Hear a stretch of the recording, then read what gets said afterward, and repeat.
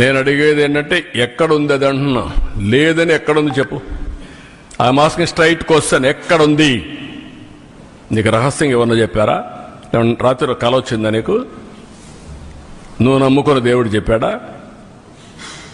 What are you talking?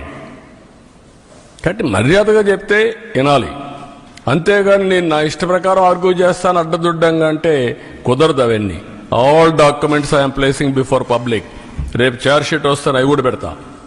Every person in the state has to discuss about it, condemn, not only condemn.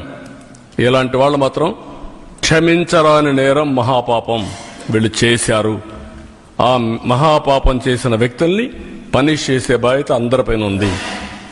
అదే మాధవ సేవ మనందరి బాధ్యత.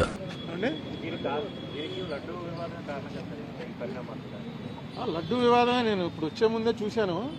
మొన్న చంద్రబాబు నాయుడు గారు అడుగుతున్నారు, ఎవడు చెప్పాడు మీకు ఇందులో ఇది లేదని?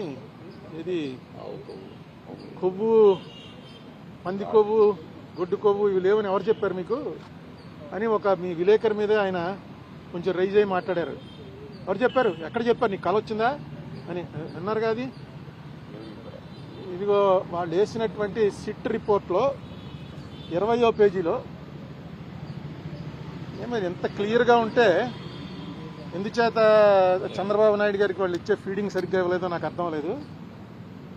20వ పేజీలో ఒక చిన్న లైన్ ఏంటంటే, ది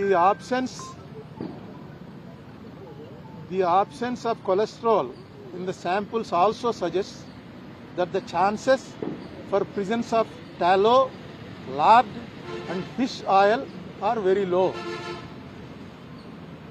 లేవు అని ఎప్పుడు ఎవరు, వెరీ లో అంటే లేనట్టే లెక్క. In the absence of cholesterol in the ghee samples అని క్లియర్గా